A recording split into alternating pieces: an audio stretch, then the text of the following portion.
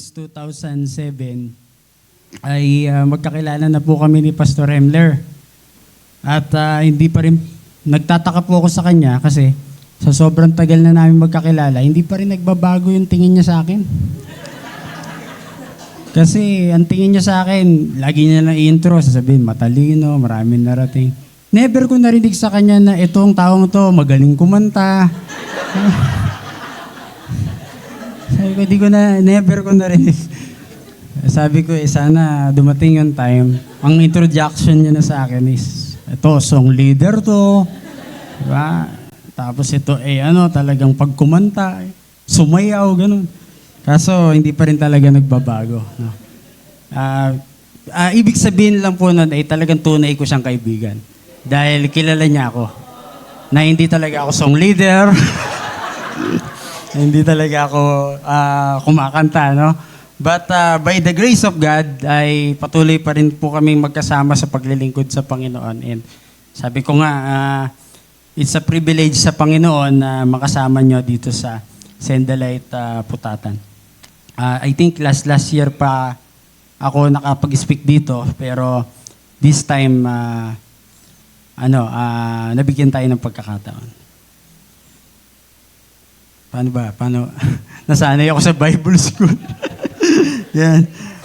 Yan, kasi mabilisan, pero I will pray to the Lord na mabigyan ng tayo ng pangunawa dito sa last day ng simbang umaga.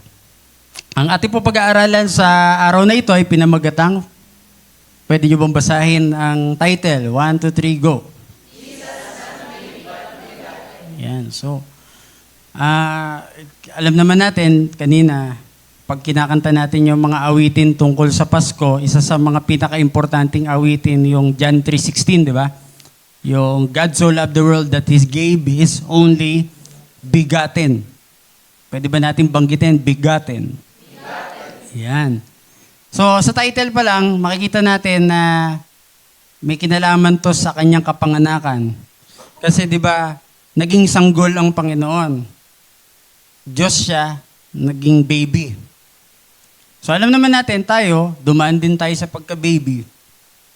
Parang ang tawag sa atin, procreated. Procreated. Ibig sabihin, sa pamamagitan ng nanay at tatay, nagkaroon ng baby. Procreated. So, kinreate, ginawa. No? At yung mga ibang bagay din sa mundo, created sila. Created. Isa sa mga pinaka-fundamental at pinaka-importanting doktrina sa pagiging Kristiyano na dapat tandaan ng isang Christian, masasabi mong tunay na Christian siya, kapag ang paniniwala niya ay si Kristo o ang Panginoong Hesus, bagamat pinanganak, naging baby, hindi siya ginawa. Hindi siya created. No? Hindi siya created, but He is begotten. Kaya, lagi niyong tatandaan yon na kung Christian ka, born again ka, si Jesus, hindi siya kinreate. At mamaya malalaman natin, ano ba ang role ng Panginoong Hesus dun sa creation, anong role niya sa pagliligtas sa atin. Higit sa ating iniisip, ang Panginoong Hesus ay hindi basta-basta. Kaya pag Pasko, magbabago yung perspective ng celebration mo. Kasi nga, pag nakilala mo siya, kahit sa maliit na paraan, kasi imposibleng makilala natin siya 100% dahil limitado yung isip natin. Pero isipin nyo, kahit makilala nyo lang siya ng kaunti, basta totoo ang pagkakakilala mo sa Kanya. Importante yung Bible, importante yung pangangaral, importante yung church, at most especially, importante yung Holy Spirit na tutulong sa atin para maunawaan natin sino ba ang Panginoong Jesus. At ang Christian journey natin is a never-ending, endless, eternal journey sa pagkakilala sa Kanya. Kaya ngayon pa lang, kapag nag-church tayo, umaattend tayo sa mga gawain ng Panginoon, nagde-devotion tayo, nagbabasa tayo ng Bible, nagpe-pray tayo, umaattend tayo sa mga gawain ng Panginoon. Dapat tanggapin nyo na yun. That's part of our life. It's an eternal journey. Sabihin nga natin, eternal journey. Na nag-uumpisa lang dito sa lupa na talagang kikilalanin at kikilalanin natin siya. It's like parang mag-asawa, na kahit gaano katagal kayong magkakilala, ay siguradong nakikilala nyo pa rin ang isa't isa. At dito natin makikita na si Jesus is not made but begotten. At syempre, ang keyword natin dyan, yung begotten. Pag tinanong kayo, yan may nagtanong sa inyo, ba't tinawag na bugtong na anak? Bakit? Masasagot nyo ba? Masasagot nyo? Yan, tinanong kayo ng kapitbahay nyo. Sige nga, paliwanag mo sa akin, bakit tinawag na bugtong na anak? Anong kaibahan nun sa pagiging normal na anak? Hindi ko alam eh. Alam ko lang, bugtong-bugtong. Riddles, no? Kaya pag sinabing riddles, bugtong, iba yun eh. Sa literal, yung bugtong, parang siya, yung matalingaga, hindi mo agad basta makukuha, di ba? Maliban kung iisipin mo, malalaman mo yung sagot, di ba? So parang may kinalaman din doon, misteryo yung pagiging anak ng Diyos. Kasi Diyos siya, tapos anak ng Diyos siya. Parang gulo eh. Di ba? But kapag nag-umpisa mo siyang makilala as the begotten Son, noong malalaman na ibang-iba ang isip, pananaw ng tao sa isip at pananaw ng Diyos. Kaya pag Pasko, dapat ito yung most, natin eh, baga saan eh, pag mga ganitong ang tawag kasi nila dito sa Christian calendar, di ba? Christmas, pati yung pagka Holy Week, di ba? Yan yung mga matataas ang, kumbaga saan eh, matataas ang theology, no? Excited tayong mag-explore na lalong kilalanin. Ba't ba kailangan ipanganak? Ba't ba kailangan ipako? Di ba? Parang sa logic natin, Diyos na siya, isang pitik lang, pwede nang solve lahat. Ba't kailangan pang maging tao, maging baby? Di ba? Ba't pa kailangan ipako? Pwede naman kung makapangyari. Sa logic natin, pwede na natin i-solve lahat. Di ba? Pero hindi ang Diyos. Lagi siyang merong misteryo. At ang isa sa mga pinaka-misteryong naganap, no, sa relasyon natin sa Panginoon, yung unti-unti natin siya nakikilala, lalo na doon sa kanyang kapanganakan. Basahin lang natin pinaka-key verse sa John 1:14. Ay, wala dyan. Ipa-flash natin. John chapter 1, verse 14. Sabi dito, "And the Word was made flesh and dwelt among us, and we beheld His glory. The glory as of only begotten of the Father." Mapapansin nyo, only na begotten pa. Kaya ibig sabihin ng begotten dito, pag pumunta tayo sa PowerPoint, balik tayo sa PowerPoint, anong ibig sabihin ng begotten? Sa original na language, monogenes. Sabihin nyo nga, monogenes. Di ba parang may term na mono. Pag sinabi mono, one lang yun, mono. Diba? Monochrome, monotone, lahat ng mono. Di ba? Monopoly, mono one. Tapos genes. Anong naisip nyo sa genes? Di ba yung genetics, di ba? So, ibig sabihin, kung anong genes ng Diyos, genes din ni Jesus. Walang kaibahan yun. Kung anong Diyos, siya rin yun. So, mono. Walang kaibahan. One of a kind. Ibig sabihin ng one of a kind, di ba kunyari, pag si Pastor Dan, one of a kind yan. Ano ibig sabihin? Ang saya ko. Ano ibig sabihin nun? Unique. Special. Lalo ako sumasaya. Unique. Special. No? And only. Kaya di ba sobrang precious sa atin. Ako, kagaya ko, no, nagpakasal ako, sobrang precious na sa akin ni Princess. Kasi bakit? Only lang yan eh. Di ba? Sa isang Kristiyanong pamilya, importante, isa lang ang asawa mo. At isa lang ang special sa'yo. Isa lang ang only sa'yo. Di ba? Kasi pag nadoble na yon, ay wala na, nawawala na yung uniqueness. At ganun din, pag dinescribe natin ang Panginoong Yesus, hindi siya ginawa, hindi siya kinreate, kundi ginawa siyang special, no? Special siya, distinct siya, unique siya, one of a kind, walang katulad, siya ay importante, pinakamataas, at lahat na nasa Kanya. So, ibig sabihin, bigatin siya. At wala nang ibang bigatin sa buong mundo, sobrang bigatin ng Panginoon. Amen? Bigatin talaga. Kasi bakit? Wala talaga yan. Alam nyo, pag nagbasa kayo ng buong Bible, simula Genesis hanggang Revelation, wala nang dideklarang bigatin. Nung binaptize si Jesus, sino nakabasa sa inyo binaptize ni John the Baptist, di ba? Pagka-baptize, may bumabang kalapate, Holy Spirit. Tapos may tinig na Diyos Ama, di ba? May tinig. Ano yung tinig? This is my beloved Son, in whom I am well pleased. Sa lahat, walang sinabing ganun. Buong history ng Bible. Tanging ang binigyan lang ng ganong title, ng ganong distinction, ay ang Panginoong Jesus. Kaya wala na kayong mababalitang ibang anak na kagaya niya. Siya lang. Kaya yung Christmas is a very special kasi wala nang ipapanganak na kagaya ni Jesus. That's the first and last. Wala na. So sa history, talagang itong begotten Son ay napaka-importanting makilala ng tao at nakakalungkot kapag tumanda ka, nakakalungkot kapag natapos na yung buhay mo, nakakalungkot kapag dami mong nagawa sa lupa, pero never mong pinaglingkuran, never mong nakilala, never mong pinanampalatayaan yung begotten Son. Kasi minsan lang yan dumating.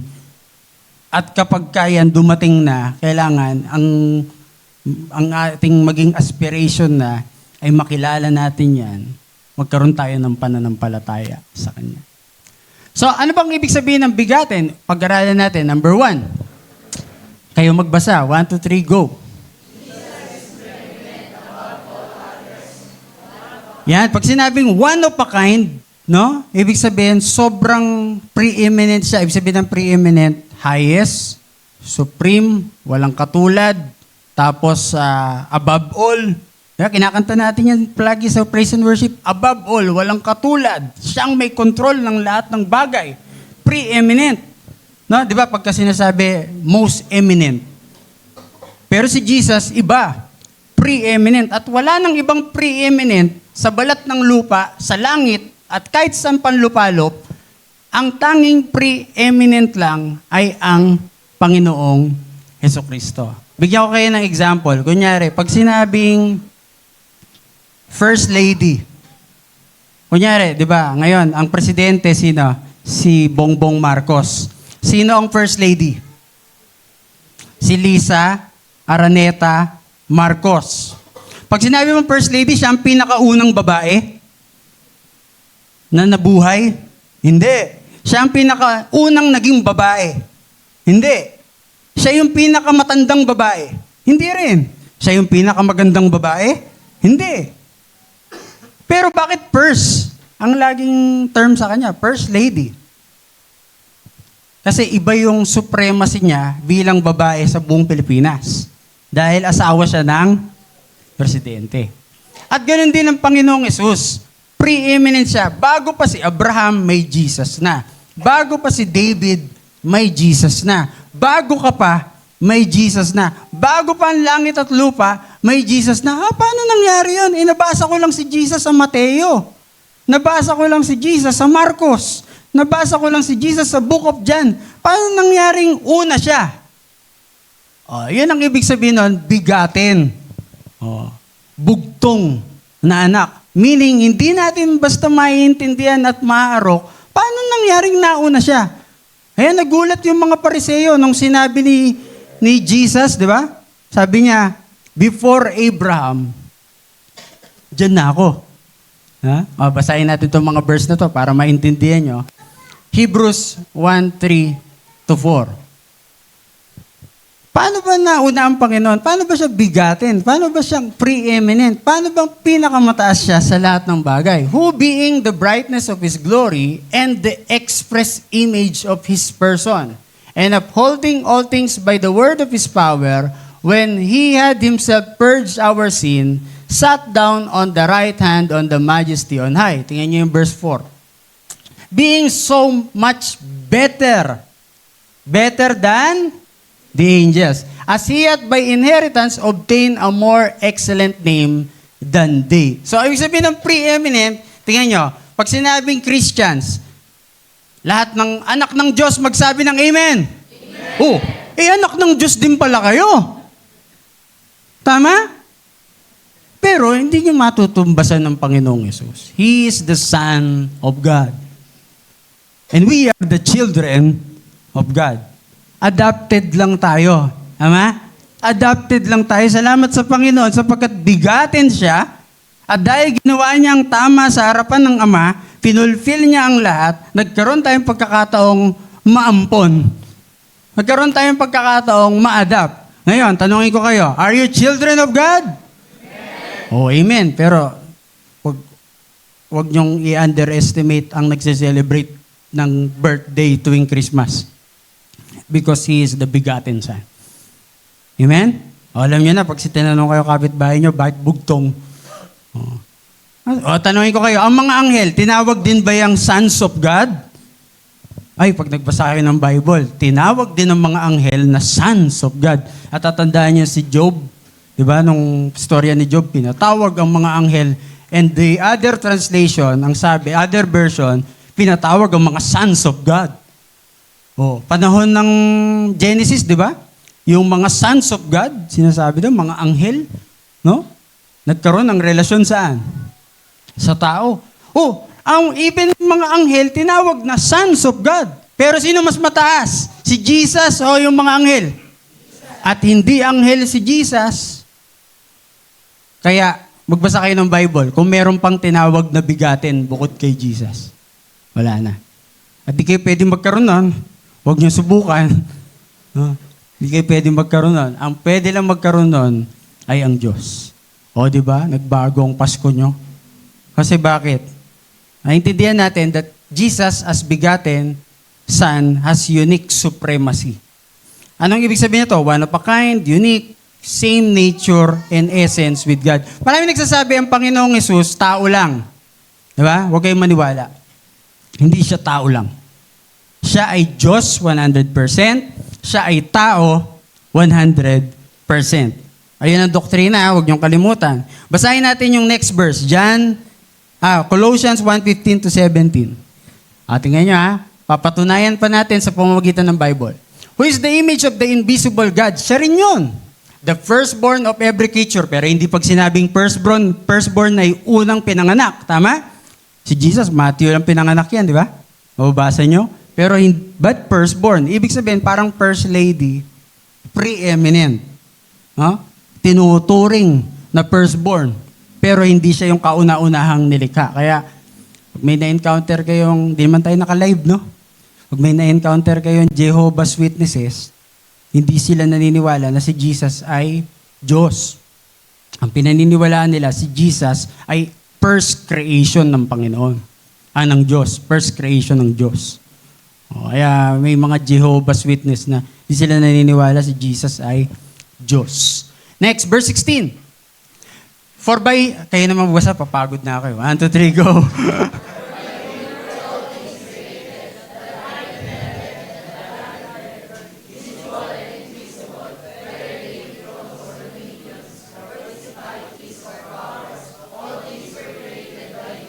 O kita nyo, kung si Jesus ay kinreate, bakit nakalagay dyan, siya daw ang nag-create?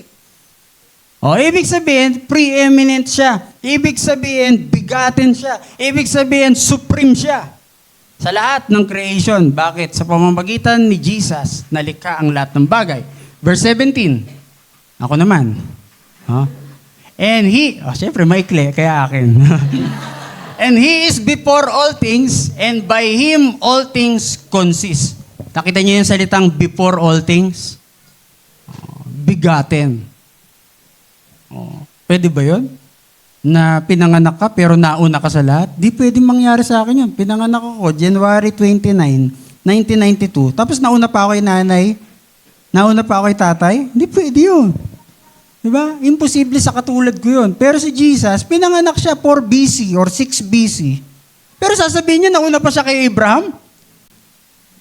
Kaya iba ang Pasko. Talaga tama yung preaching ni Pastor Hemler. Why we celebrate? Kasi this is something to be celebrated for with. Diba? Kasi talagang napakalaking misteryo na to sa buhay ng isang Kristiyano. And John 10:30, wag kayong maniniwala sa mga nagsasabing hindi siya Diyos. Sabi nga pag sinabing bigatin, one of a kind, same essence. Sabi dito, I and my Father are one. Hindi ba lang pinagkaiba? Parehas yan. Pag sinabing begotten, same nature, same essence with God. Hindi pwedeng magkaiba.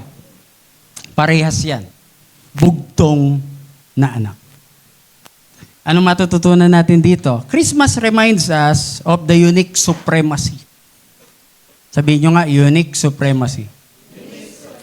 Alam niyo kung may mga sinusunod kayong leader, sinusunod kayo magulang, authorities, government, mga employers nyo, mga boss nyo, mga teachers nyo, pastors.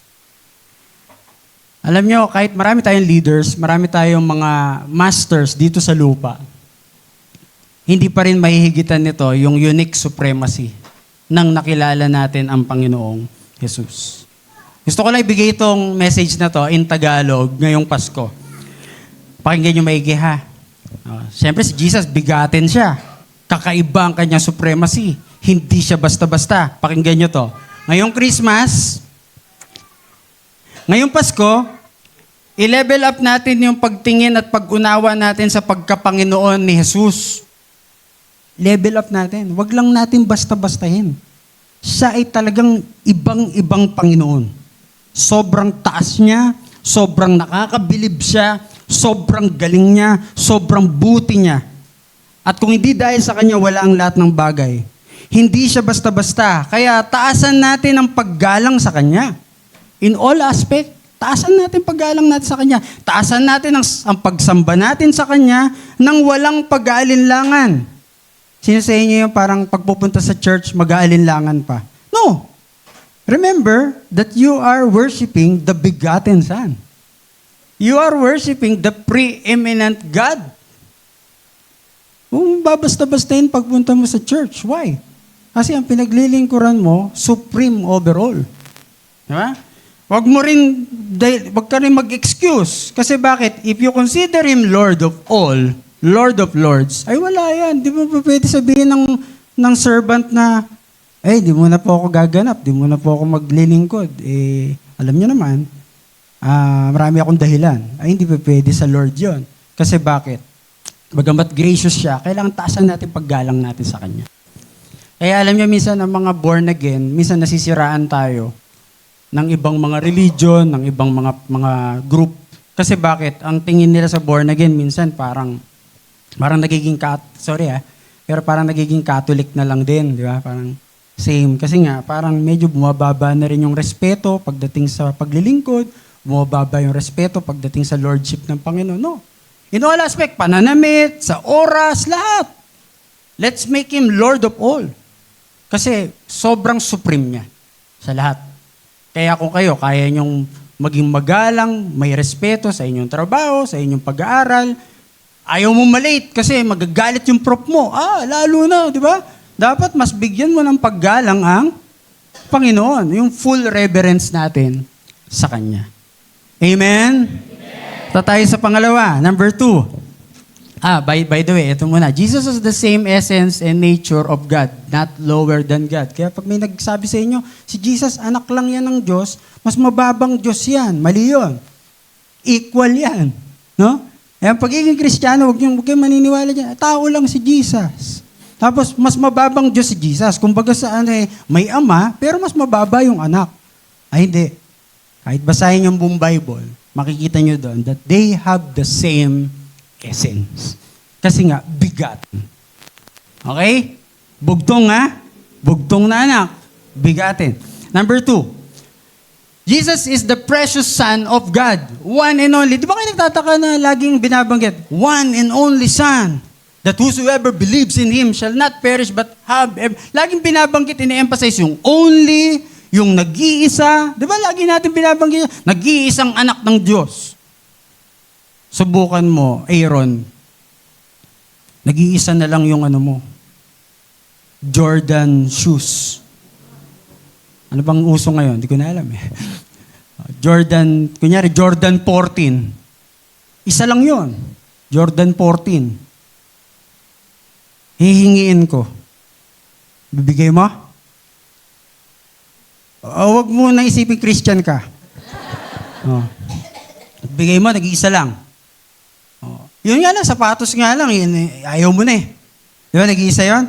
Subukan mo, mag-iisa na lang yung alahas mo. Hiningi pa ng pinsan mo. Bibigay mo, tapos yung pinsan mo, lagi kang inaasar, lagi kang inaaway, bibigay mo?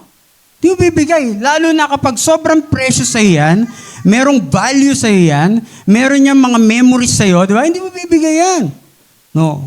Di lalo na pag ang pinag-usapan natin, yung sobrang precious mong anak, nag-iisa pa, ibibigay mo pa kaya? Hindi nyo ba naiintindihan na sa tuwing magse-celebrate tayo ng Pasko, sobrang seryoso na naging desisyon ng Diyos? Sobrang seryoso. Hindi to basta-basta. Kung sapatos nga lang pinag-uusapan natin, grabe ka, 1 linggo ka mag-isip kung ibibigay mo eh. Di ba? Hindi natin akala natin pag nag-aaral tayo ng, pinako si Jesus sa cross, binigay yung anak. Minsan parang dali-dali lang sabihin sa mga tao. But subukan mo yan, kunyari, 2 na kasi anak ko eh. Pero kung nag-iisa lang si Zion, alam niyo, nahihirapan nga ako dyan kasi minsan hinihiram yan ng lolo. Tsaka ng lola. Doon sa, malayo. Kung malapit lang, walang problema. Malayo, gustong hiramin. Nak, nag-iisa ka lang. Ako mamaya, madapa ka doon. Ganun talaga ako. Hindi naman sa warrior ka, pero dahil nag-iisa siya, ayaw mo siyang malingat sa paningin mo, lalo bata pa, di ba? Ay, yung Panginoong Yesus, imagine, akala natin, dahil Diyos siya, wala siyang puso, na matigas ang puso niya, basta binigay niya lang anak niya. No. Tayo nga mga makasalanang ama, kaya natin magmahal ng ganon. Di lalo na yung banal na ama. Sobrang precious ng kanyang ginawa, sobrang precious ng pagpapahalaga niya sa anak niya. Basahin natin itong mga verses na to. John 1:18. Sabi ng John chapter 1 verse 18, no man hath seen God at any time. The only begotten Son, begotten na naman, which is the bosom of the Father, He hath declared Him. Isa yan, binanggit dyan which is in the bosom. Sa ibang version, which has close relationship. Sabihin nyo nga, close relationship. Biruin nyo, walang nakakita sa Diyos at any time, wala. The only begotten Son lang, which has the close relationship with the Father. At hindi basta-basta yun, naibigay niya anak niya. Tayo nga, sabi ko nga sa inyo, testingin nyo lang sa puso nyo. Relo lang material pa yan. Nag-iisa mong siguro nag-iisa mong electric pan, hiningi pa. Wala na.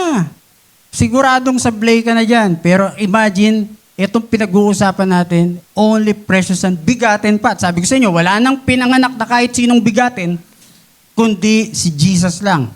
Wala na, hindi na magkakaroon nun. Forever lang siyang mag-isa. At una't huli nang ipapanganak yan. Sobrang precious niya. Okay? He hath declared Him. And next verse, I think it's 3:16. Alam na natin, no? For God so loved the world. Hindi nyo ba na-realize na every time na nire-recite natin ito, tingnan nyo yung unang word, for God so loved.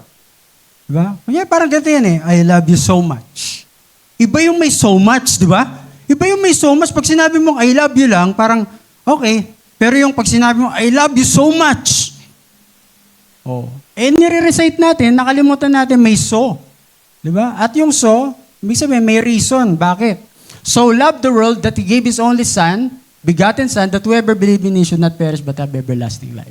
Next verse. Sabi dito, ito maganda, Matthew 17:5. Sobrang precious ng Panginoong Yesus sa Ama.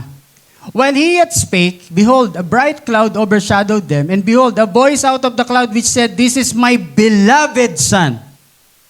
Begotten. Equivalent dyan. Beloved. Sobrang mahal ng Ama. At hindi lang basta sobrang mahal ng Ama, sobrang kinalulugdan ng Ama.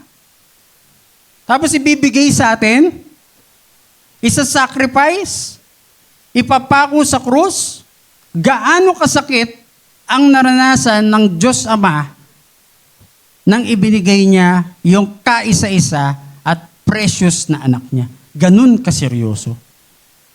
Kaya pag Pasko, dapat ma-realize natin yun na kung gaano kaseryoso, He has a unique love for us. Unique. Kanina, unique supremacy. Ito naman, unique love. Kakaibang pag-ibig to. May verse pa ba tayo? Meron pa? Sabi sa Romans 8:32, anong respond natin? Kayo magbasa. Paano tayo magre-respond dito? Go.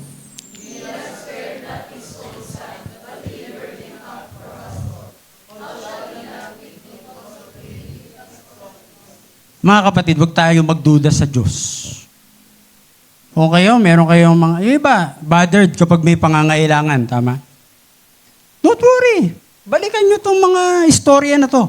Balikan nyo ang biblical story of Christmas. Naibigay niya nga yung precious eh. Yung pa kayang pambaon mo, yung pa kayang iyong pang-rent, yung pa kayang iyong mga ninanasa sa buhay na alam mo naman na kalooban ng Diyos. Huwag kang mag-alala. Some of us discouraged, di ba? Pagka hindi mo agad nakukuha yung gusto mo, hindi mo agad nakukuha yung pinagpipray mo, huwag kang mag-alala kasi bakit? May dahilan ng Panginoon, bakit di niya binibigay yan? At kung pinaghihintay ka niya, huwag kang mag-alala kasi bakit? Naibigay niya nga yung most precious eh.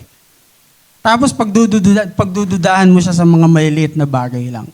Huwag natin gawin yun dahil huwag mong i-underestimate ang pag-ibig ng Diyos sa'yo. Huwag. Diba? Kasi naibigay niya yung sarili niyang anak. Kaya huwag mong pagdudaan kung mahal ka niya. Huwag mong pagdudaan kung tutulungan ka niya. Huwag mong pagdudaan kung itatayo ka niya. Dahil talagang ginawa niya na yung pinaka-the best sacrifice of all. Kaya huwag na huwag mo siyang pagdududaan. Ayan yung basahin ko lang tong some of the reflection. Pakibaba mo na. Because Jesus is so precious, it shows how the Father loves us sacrificially. Diba, nakikita na natin, kapag pinako si Jesus, diba, yung anak nagsakripisyo. Tama yon. But don't you realize that the Father also sacrificed? Siya rin naman yon. Pero yung essence nun, nagsakripisyo ang Ama para sa atin. Dahil sa iisa at katangi-tangi si Jesus, ganun kaseryoso ang sakripisyo at pag-ibig ng Ama para sa atin. Ito, kapag nag-iisa na lang, mahirap ibigay o bitawan, pero ang Diyos binigay niya ang bigatin Son.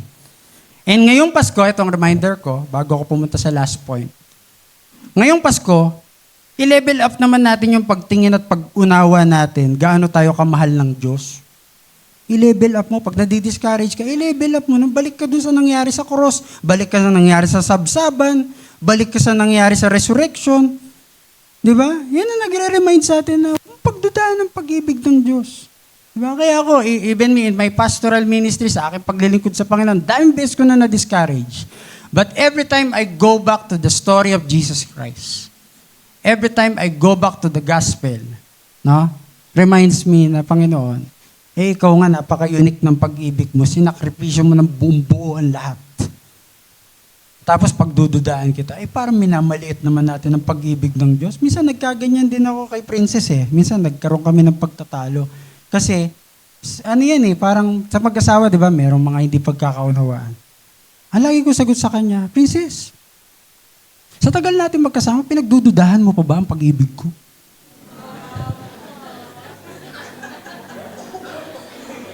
Di ba? Subukan niya pag may asawa kayo. Tingnan niyo. Di ba? Pag sinabi niya na, talaga ba bibilan mo ko ng ganito? Talaga ba dadalhin mo ko sa ganito? Princess, pinagdududahan mo pa ba ako sa 8 taon natin pagsasama? Di ba? Siyempre, tao, may pagdududa, pero ang Diyos yung pagdudahan. Never siyang nag-fail sa pag-ibig niya sa atin, no? Kaya lagi niyong tandaan, ngayong Pasko, i-level up natin ang pagmamahal natin sa Diyos. Amen? I-level up natin ang pagtingin natin na mahal tayo ng Diyos. Kaya mabuhay kang wag puno ng tampo. Amen? Mabuhay kang wag puno ng galit. Amen? Mamuhay ka ng walang insecurity. At walang lungkot.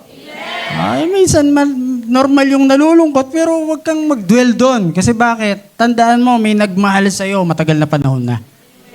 At hanggang ngayon, minamahal ka. Ha? Huwag pagdudaan kasi di biro ang dinanas ng Diyos. Mahalin ka lang. Ha? Hindi biro ang binagdaanan niya. Mahalin ka lang. Okay? So, pupunta na tayo. Pero before that, meron akong isang thoughts dito. No? Get deeper in love with God by getting deeper understanding about His love. Gusto mo talagang ma-in love sa Diyos. Dapat mas pag-aralan mo gaano kanya inibig. Dapat mas intindihin mo gaano kanya inibig. Kaya minsan hindi na-appreciate ng ibang mga Christians yung pagiging Christian because hindi nila masyadong pinag-aralan at pinagbulay-bulayan gaano tayo minahal ng Diyos. And if you realize how Jesus Christ sacrificed, how the Father sacrificed, hindi mo talaga pagdudahan ang kanyang pag-ibig. Punta na tayo sa last na point. Jesus is only sufficient and acceptable sacrifice. This is another term for begotten. Ibig sabihin, unique sacrifice to. Wala nang iba, kundi siya lang. Sa paanong paraan? Kaya siya only begotten Son, that whosoever believeth in Him shall not perish. Sa Kanya lang nakapokus. Alam niyo, nung unang panahon sa mga Hudyo, bago ialay ang isang lamb or tupa, matindi ginagawa dyan. Una, magseselect yan sa mga lalaking tupa, mga bata pa, mga 8 days old. Magseselect yan. Tapos, pag nakapili na sila, yung maganda, maayos, check upin pa yan for ilang weeks. Check upin kung meron ba siyang pilay, meron ba siyang kapintasan or kapansanan. Or may sugat, may galis. Titingnan yan at i-inspect yan ng matagal na panahon at bago ialay. Alam niyo, ang Panginoong Yesus, isa larawan yan. Kasi bakit? Ilang taon siya nabuhay sa mundo? 33 years. Ilan? Hindi ganun kadali. Na Diyos ka na, 33 years kang magiging tao. Sumunod sa magulang. Ang magulang niya sa lupa, Maria, si Jose. Sinunod niya yon. Naging karpintero? Pwede naman siyang biglaan ano pa lang ako, 10 years old pa lang ako, sige, gagawin ko na lahat ng milagro. Hindi niya ginawa yun. Hinintay niya ang pagkakataon. Sinasabi ng Ama. Naging karpintero muna siya. Diba tayo ganyan, pag may kapangyarihan, kapag mayroong kakayanan, nagmamadali tayo. No? Di, ngayon na. Kaya ko na to. Hindi, Panginoong Yesus, talagang well-disciplined. Lumaki siya ng parang tao talaga. Tao naman talaga siya. No? Kundi lumaki siya nang ayon sa kalooban ng Diyos. At pagdating ng 30 years, tsaka lang siya nag-public service, public ministry. Tama? Tapos pagdating ng 33, ipinako siya sa krus at sumunod siya hanggang sa kamatayan. Gaano kadisiplina ang Panginoon? It's like yung tupang ini-inspect, sinunod ang law from Genesis hanggang siguro sa huling aklat ng Old Testament, no? Sinunod niya yung batas. Kaya sabi niya, I came not to abolish the law, but I came to fulfill it, to complete it. Kala natin, isang click lang yun na sinunod. No. Dumaan siya sa proseso ng pagsunod. Perfect. Walang kapintasan. Blameless. Kaya only sacrifice siya. Walang ibang karapat-dapat, kundi siya lang. Verses, basahin natin. John 3:18, He that believeth on Him is not condemned. But he that believeth not is condemned already. Ganun kabigat kapag tinanggihan mo ang anak ng Diyos. Kaya kung meron pong mga bago dito, hindi aksidente na kayo, naparito sa church na to. Why? Because ayaw ng Panginoong Yesus na hindi ka maniwala. Kasi the moment na hindi ka maniwala, tinanggihan mo, ano sabi? You're condemned already. Kasi wala nang alternative. Minsan lang dumating ang bigatin san, kapag tinanggihan mo pa, wala na. Kaya I challenge you mga kapatid, kung kayo matagal na sa church, wag niyong iiwanan ng Panginoong Yesus. Wag niyong lalayuan ng Panginoong Yesus. Kasi bakit? Minsan lang yan dadating sa ating buhay. I-treasure na natin. No? He's the only way. He's only the truth. He's the life. Because he hath not believed in the name of the only begotten Son. Kaya kapag natagpuan nyo ng Panginoon, sobrang, no? I-treasure mo na yan. Huwag mong iiwanan. Sinasabi ko sa inyo, napakahirap kapag iniwanan natin ang anak ng Diyos. Dahil siya lang ang tanging paraan makalapit tayo sa Ama. Siya ang tanging paraan magkaroon tayo ng buhay na walang hanggan. Siya ang tanging paraan para matuto tayo ng tunay na buhay. At kapag nawala pa ang Panginoong Hesus sa atin, minsan mo na siya nakilala, ay huwag nating sayangin ang pagkakataon. Next verse. He that believeth on the Son hath everlasting life. Sa lahat ng nananampalataya, may buhay na walang hanggan. And he that believeth not the Son shall not see life. Walang alternative talaga. Talagang Panginoong Hesus lang. But the wrath of God abideth on him. At ang galit ng Diyos ay nasa sa iyo. Next. Neither is there any salvation in any other. Wala tayong matatagpuan na kaligtasan kahit kanino man. For there is none other name. Wala nang ibang pangalan na pwedeng magligtas sa atin under heaven, given among men, whereby we must be saved. And that name is the name of Jesus. Pag tinanggihan mo pa yan, ay wala na. Kaya ako'y nalulungkot. Sa totoo lang, kami mga pastor, nalulungkot kami sa mga kung tawagin ay backslider. Di ba? Kasi bakit? Kung marirealize mo lang, gaano ka-precious na yung natagpuan mo, tapos pinagpalit mo, iniwanan mo, ay, sabi ng Bible, kapag ang bigatin san ay dumating na sa'yo, meron ka ng relasyon sa Kanya, yan lang ang tanging pangalan na makapagliligtas. Sufficient yan, sapat yan, karapat dapat yan, walang ibang alternative. Wala talaga. Kasi sinasabi ko sa inyo, kung kayo ay nandito na sa church, you're so blessed. Kahit anong pagsubok, huwag niyong iwanan. No? Kahit anong challenges ng Christian life, huwag niyong iwanan. Kasi bakit? Pag nag-attempt kayo, sayang ang pagkakataon. Tandaan nyo, regalo yan. At pag binigyan ka ng regalo, ingatan mo, huwag mong pabayaan. And next verse, last verse, sabi dyan, Romans 10:14, anong respond natin? Kung ganito, kaimportante na makilala si Jesus as the only begotten Son of the Father of God. Kung ganito kaimportante to, anong respond natin? Basahin natin yung verse, Romans 10:14, go. 1, 2, 3, go.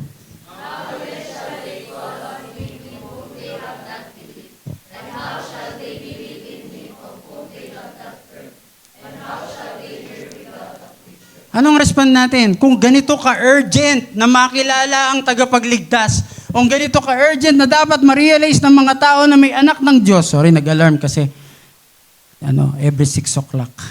Yan. Ganun ka-importanteng makilala ng bawat tao ang Panginoong Hesus, anong respond? Mag-preach tayo, mag-share tayo, mag-disciple tayo, magpahayag tayo ng salita ng Diyos. Kaya yan ang mission ng Send the Light, no? To propagate the gospel. Ganun ka-urgent, di ba? Kung gano'n ka-urgent ang ibang mga bagay para sa atin, ganun din ka-urgent na ipakilala natin at ipahayag ang anak ng Diyos sa ibang mga taong hindi pa nakakakilala sa Kanya. And for a reflection, pakibaba natin, unique sacrifice. Next. Sabi dito, meron akong sinulat dito na pwede nating matutunan. Because Jesus is so sufficient to save us. Wala. Sobrang sapat niya na. Wala ka nang hahanapin pa. Kung maintindihan mo lang, sobrang sapat na siya. Sapat, tapat, karapat, dapat. Wala nang iba. So sabi dyan, dahil sufficient siya, there can be no alternative. I mean, maghanap ang puso nyo ng parang satisfaction sa iba. No. There can be no alternative. Hanap ka na kasiyahan sa labas? No. There can be no alternative.